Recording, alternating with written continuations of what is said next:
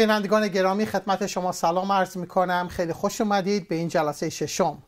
مطالعه رساله به رومیان رو ادامه خواهیم داد در فصل سوم آیه 1 الی آخر آیه 20 و موضوع یا عنوان مطالعه این جلسه این هست: همه نیازمند انجیل هستند. پس در ابتدا دل خودمون رو بسپاریم به شنیدن کلام زنده خداوند که قادر است جانهای ما را نجات بخشد. پس دل بسپاریم به کلامی که برای ما قرائت خواهد شد.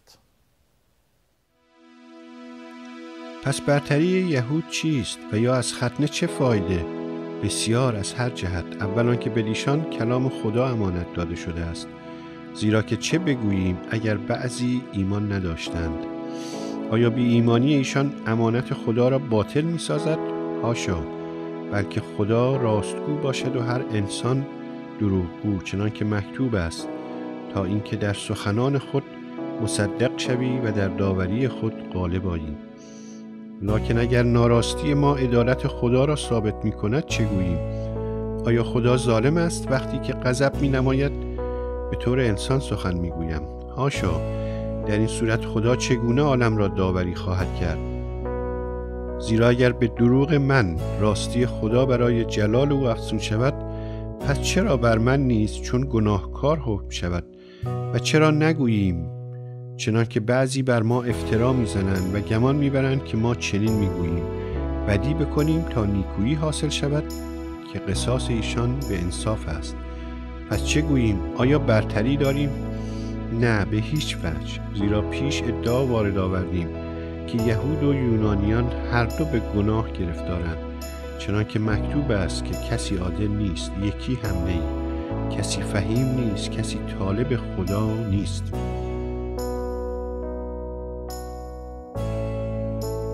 هلاکت و پریشانی در طریقهای ایشان است و طریق سلامتی را ندانستند. خدا ترسی در چشمانشان نیست. الان آگاه هستیم که آنچه شریعت میگوید به اهل شریعت خطاب میکند تا هر دهانی بسته شود و تمام عالم زیر قصاص خدا آیند، از آنجا که به اعمال شریعت هیچ بشری در حضور او عادل شمرده نخواهد شد، چون که از شریعت دانستن گناه است.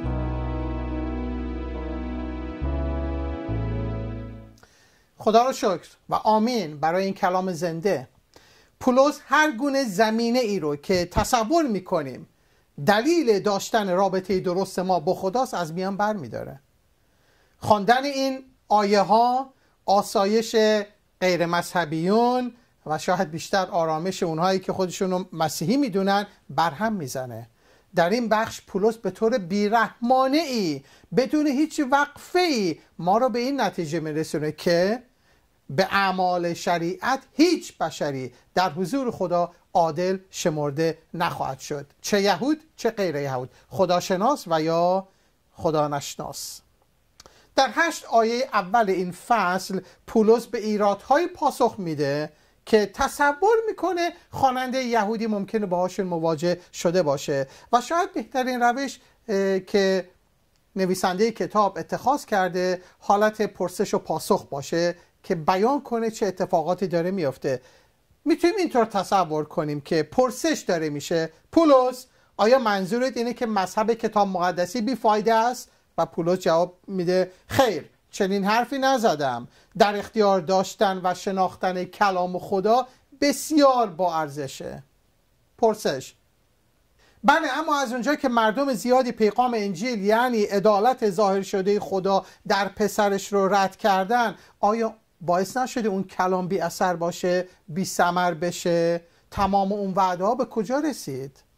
پاسخ: اگرچه مردم در ایمان آوردن قصور کردن، ولی وعده های خدا همچنان باعث نجات مردم میشه. بی ایمانی ما فقط تعهد خدا به راستگو بودنش رو نشون میده. پرسش: اگر ناراستی ما برای آشکار شدن عدالت خدا ضروریه، آیا عادلانه است که او ما رو مجازات کنه؟ پاسخ: خدا دنیا رو بر این اساس داوری نخواهد کرد، در حالی که همه ما، چه پولس یهودی و غیر یهودیان موافق هستیم که بالاخره داوری در کار هست.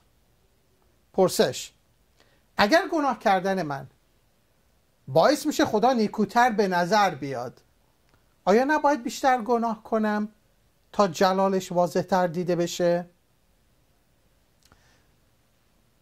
به نوعی میشه گفت که پولس داره پاسخ میده و میگه منو متهم کردن که چنین طرز فکری دارم، اما یقینا اینطور نیست.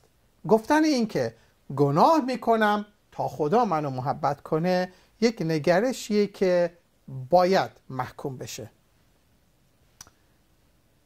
آنچه که پولس میگه اینه: همه گم شدن، همه هلاک شدن. هدف پولس از فصل 1 آیه 18 تا به اینجا بیان این حقیقت بود، در واقع که ما رو به اینجا برسونه: همه به گناه گرفتارند، کسی عادل نیست، یکی هم نه. زیر سلطه گناه بودن و عادل نبودن دو مفهوم مترادفن. عادل نبودن یک اصطلاحیه که موضع ما رو بیان میکنه. از اونجا که نسبت به خدا و دیگران گناه کردیم، نمیتونیم مدعی بشیم که در رابطه با خدا و در رابطه با دیگران ما رابطه درستی داریم. نمیشه گفت. زیر سلطه گناه بودن یک اصطلاح قانونیه که میگه ما تابع گناهیم. به این میمونه که یه گذرنامه داری، گذرنامه روحانی بگیم، که تابعیت تو نشون میده یا مهر گناه روش زده شده یا مهر فیض، یکی از این دو. و پولس میگه هم یهودی و هم غیر یهودی همه زیر سلطه گناه هستن. یعنی یک هرزه بتپرست به اندازه کسی که زندگی اخلاقی و با وجدانی داره زیر سلطه گناهن به یکسان. در گمراه بودنمون کم و زیادی وجود نداره، کم و زیاد معنی نداره، چرا که موضع ما به عنوان گمشدگان طبقه بندی نمیشه. نویسنده این کتاب تیموتی کلر یک مثال جالب میزنه. میگه 3 نفر رو تصور کنید که شناگرن و میخوان از بگیم هاوایی شنا بکنن به ژاپن برسن. میگه فرض کنیم که اولی شنا کردن بلد نیست، تا اینکه آب میزنه بالای سرش غرق میشه. دومی رو فرض کنیم که شناگره، اما شناگر ضعیفیه و تقلا میکنه اما نمیتونه بیشتر از 20 متر شنا کنه و بالاخره غرق میشه. سومی شناگر حرفه‌ایه، مدت طولانی رو با استقامت شنا میکنه، بعد از 50 کیلومتر شنا کردن دیگه براش سخت میشه، بعد از 65 کیلومتر دیگه نمیتونه خودش رو آب نگه داره، بالاخره کیلومتر 80 هم غرق میشه. و سوال نویسنده اینه که در بین این 3 نفر آیا میشه گفت یکی بیشتر از 2 نفر دیگه غرق شد؟ همه غرق شدن. این اینجا، این یکی اینجا، این یکی اینجا. به همین منوال چه یک شخص مذهبی باشه، به زندگی اخلاقی خودش اعتماد کنه، چه بی ایمان باشه، در هوسرانی غوطه‌ور شده باشه، هر دو فاقد عدالت خدا، آن نیکی مطلق، آن پارسایی هستند. هر دو به یکسان گم شدن، هر دو به یکسان محکوم به فنا هستند، چون همه به یکسان زیر سلطه گناه هستند. و اما چگونه گناه بر گناهکاران تأثیر میگذاره؟ پولس از آیه 10 یک لیستی به ما میده که خیلی خیلی جالبه. تأثیرش در این موارد هست.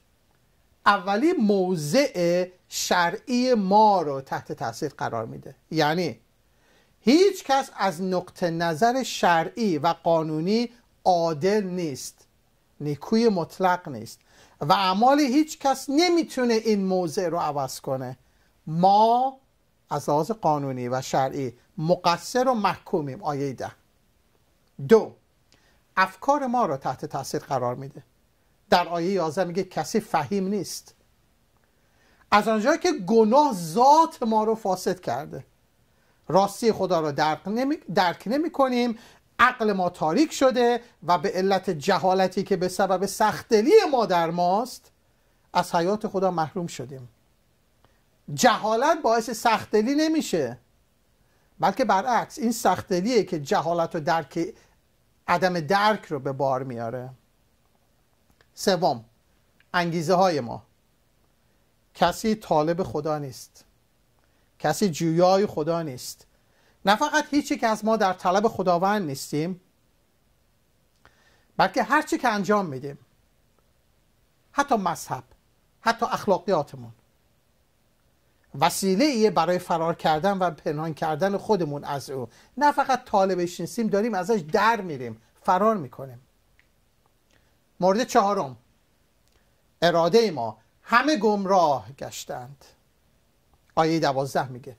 این پیغام در رابطه با اشعیا باب 53 آیه 6 که جمعی ما مثل گوسفندان گمراه شده بودیم، هر یک از ما به راه خود برگشته بود. یعنی چی؟ یعنی داره نقش اراده انسانی رو در گمراه شدنش نشون میده. گناه رو میشه اینطور تعریف کرد: مطالبه حق خود مختاری برای خودمون تا بتونیم راههای خودمون رو برگزینیم. به همین دلیل میافتیم. مورد پنجم، زبان ما. این تأثیراتی رو که داریم میبینیم، تأثیر گناه بر روی این موارد، از جمله زبان ما. در آیه 13 میگه گلوی ایشان گور گشاده است. هرچه بر زبان میاریم فریبنده، مسموم کننده، تلخ و لعنت کننده است. پولس یه تصویر خیلی کثیفی از آدمی میده. کلمات گناه آلود نشانه پوسیدگی هن و ما از زبونمون استفاده میکنیم تا با دروغ گفتن از منافع خود دفاع کنیم، به منافع دیگران آسیب بزنیم. مورد ششم، روابط ما رو تحت تاثیر قرار میده. پایهای ایشان برای خون ریختن شتابانه است، هلاکت و پریشانی در طریقهای ایشان است، طریق سلامتی را ندانستند. بر روی روابط اثر میگذاره، چون مانع رسیدن ما به بت‌هامون میشن. وقتی این افراد مانع میشن، آرام شما رو به هم میزنن، از ارتقای ما جلوگیری میکنن، کنترل امور رو از دست ما در میارن، خب ما به ضد اونها میستیم. و آنچه رو که داریم مطالعه میکنیم چگونه گناه بر گناهکاران تأثیر میگذاره، مورد هفتم اینه: رابطه ما با خدا رو تحت تأثیر قرار میده. در آیه شماره 18 میگه خدا ترسی در چشمانشان نیست. خدا ترسی در چشمانشان نیست. یعنی چی طالب خدا نیستن؟ یعنی چی کسی طالب خدا نیست؟ یعنی هیچ اشتیاقی برای شناخت خدای حقیقی نداره؟ یعنی تمایل و عشق درونی برای پرستش او، قدردانی کردن از او، لذت بردن از او به خاطر آنچه که هست و آنچه که میکنه در وجودش نیست. خب خیلی خواهند گفت پولس زیاده روی نکن، چون خیلی هستن مسیحی نیستن، آدمای خوبی هستن، کلیسا نمیرن، کتاب مقدس نمیخونن، ولی دعا میکنن و خیلی هم جدی هن. از همه اینا گذشته من خودم جستجو کردم، طلبیدم و یافتم. پولس منظورش از اینجا این نیست که مردم برای کسب کردن چیزی نزد خدا نمیان، نمیطلبن. اتفاقا همه مردم دنیا وقتی زمان طلبیدن چیزی باشه به نزد خدا میان، اما طالب خود خدا نیستن. طالب آن چیزی هن که از خدا بهشون برسه. طالب برکتن، نه طالب برکت دهنده. طالب اون چیزن، نه طالب آن شخص خدا قادر مطلق. پولس میگه که خود محوری گناه آلودمون جستجوی ما برای رسیدن به معانی و تجربیات روحانی رو طوری کنترل میکنه که ما در پی گرفتن برکات از خدا هستیم ولی خدا رو رد میکنیم. این به این معنیه که اگر کسی به راستی در طلب خدا بود، به راستی خود خدا رو بی‌طلبه، در واقع این خدا بود که ابتدا در جستجوی او بود و خدا بود که او را یافت و به او این ایمان را عطا کرد تا با این ایمان این شخص در طلب نه فقط برکات بلکه بیشتر از برکات برکت دهنده باشه. اگر صادقانه مسیر یافتن خدا در زندگیمون رو مرور کنیم، به عنوان یک نجات یافته خواهیم دید قبل از اینکه من او را بجویم و او را بطلبم، او مرا جست، او به دنبال من بود. خودش گفت آمده است تا گم شده را بجوید و نجات بخشد. در این میان نیکویی های ما چرا همیشه نیکو نیست؟ مگه آدم ها نیکویی نمی کنن؟ ولی نیکوییشون کامل نیست. چرا؟ پولس ادعا میکنه که شاهد بی ایمانان مهربان و سخاوتمندی هستیم که با ثروت و استعدادهای خودشون کارهای نیکویی انجام میدن، به نظر من و شما دنیای بهتری میسازن، اما فراموش کردیم که اون نیکویی که بحثش رو میکنیم آن نیکویی نیست که باعث نجات کسی باشه. چه بسا که هیچ نیکویی نمیتونه کسی رو نجات بده. از نقطه نظر کتاب مقدس زمان یک عمل نیکوه به راستی عمل نیکوه که هم در شکل و هم در انگیزه نیکو باشه و به آن اندازه نیکو باشه که بتونه گناهان تو رو بپوشونه. چه عمل نیکویی من گناهکار میتونم انجام بدم که باعث نجاتم بشه؟ چه عمل نیکویی تو یک شخص گناهکار میتونی انجام بدی که باعث نجاتت بشه و خدا بهش نگاه کنه و بگه این نیکویی تو آنقدر عظیم بود که تونست همه گناهان تو رو بپوشانه؟ هاشا، هیچ یک، حتی یکی نه. اگر فهمیدی که خدای پدر تو رو در مسیح دوست داره و تنها کاری که میتونی بکنی پذیرفتن عدالتشه، در اون صورت اعمال نیکوی تو هرچی که انجام بدی برای جلال خداست و هدیه‌ایه که تو به خدا تقدیم میکنی. یک هدیه است، یک قربانیه. اما اگر بر این باور هستی که با انجام این اعمالت میتونی خودتو نجات بدی، کارهای نیکویی تو نمیتونن به راستی نیکو باشن، نمیتونن هدیه مقبول برای خدا باشن. برای مسیحی شدن ما باید این حقیقت رو درک بکنیم. در غیر این صورت مذهبیونی خواهیم بود که نجات نیافتن. دقت کنید، تفاوت اصلیه یک مسیحی و یک شخص مذهبی در نوع نگرششون نسبت به اعمال نیکوشونه، نه در دیدی که نسبت به گناهانشون دارن. همه گناه داریم و همه میدونن گناه کارن، ولی وقتی میرسه به اعمال نیکو، اگر فکر کنی که این اعمال نیکو تو رو نجات خواهد داد،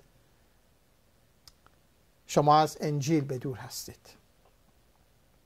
جورج ویتفیلد یا وایتفیلد، واعظ قرن 18 یک چیز خیلی جالب میگه: خود عادل بینی آخرین بتیه که از قلب ما رخت برمیکنه. خود عادل بینی. چرا؟ چون ما در آرزوی این هستیم که خودمون رو عادل بسازیم، یک تصویر زیبایی از خودمون ارائه بدیم، نه فقط در نظر مردم بلکه در نظر خدا نیز.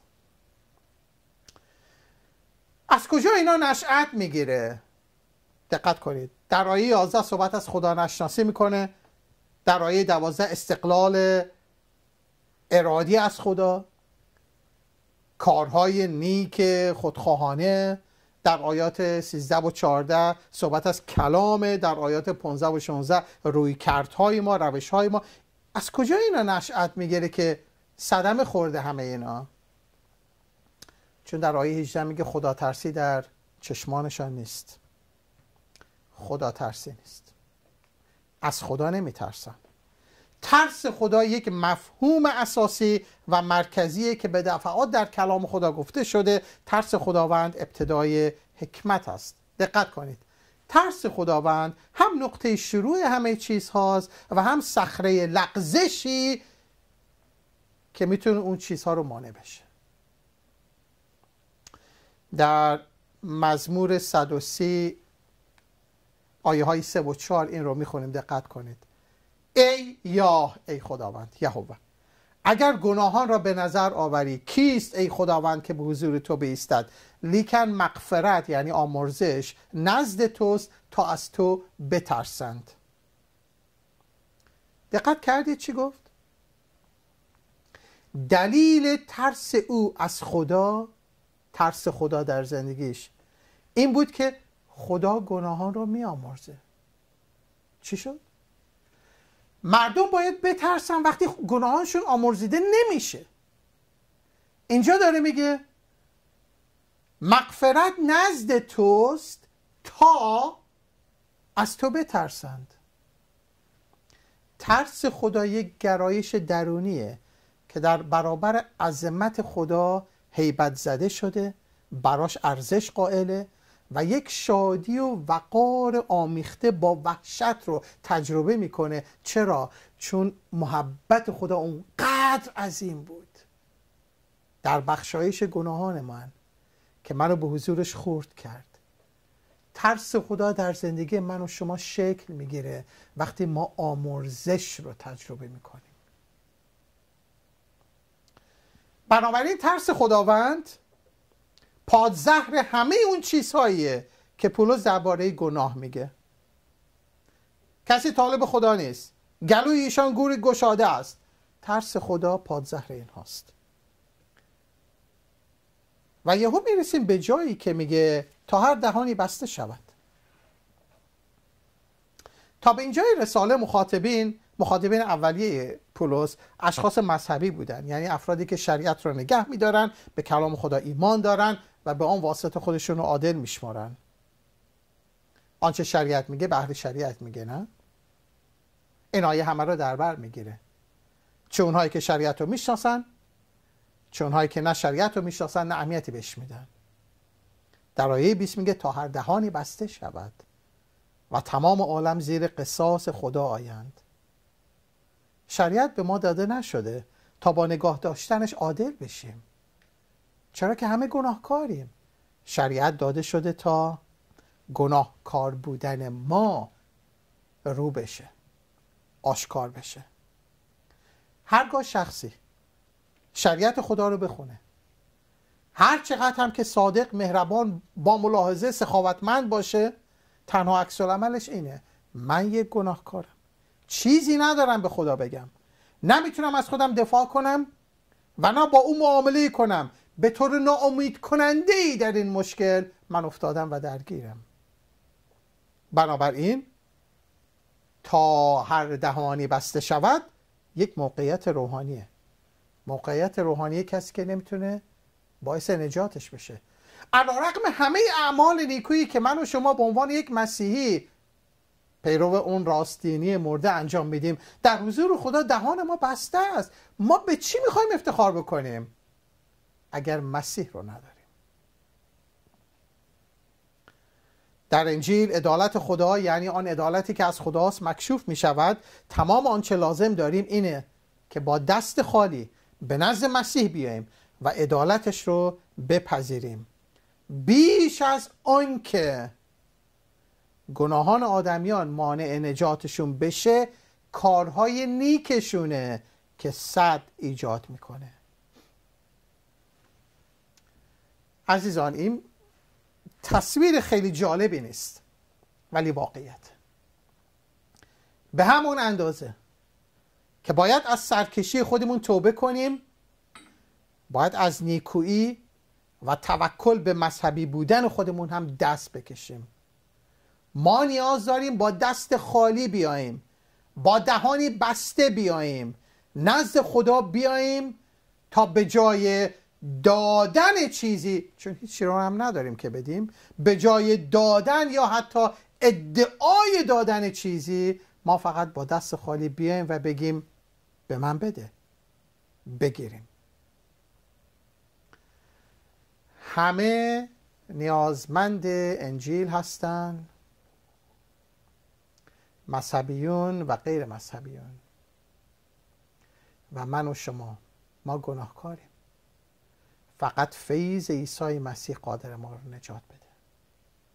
فقط زمانی که با دست خالی بیاییم و بگیم ای خداوند، همونطور که هستم میام و خودم رو به دستای تو میسپارم. به جای اینکه اومده باشم تا ادعا کنم من میخوام چیزی بدم، اومدم تا بگم اومدم بگیرم. ای عزیزان، آیا شما در روز داوری خدا میخواید بیاید تا چیزی به او بدید؟ الان چی؟ آیا میخواید چیزی بگیرید؟ همه رو کنار بگذار، با دست خالی بیا به ایمان بیا. پدر آسمانی دست تو رو پر میکنه با نجات گرانبهایی که هیچ کس نمیتونست به تو بده. شما رو به فیض عیسی مسیح خداوند میسپارم.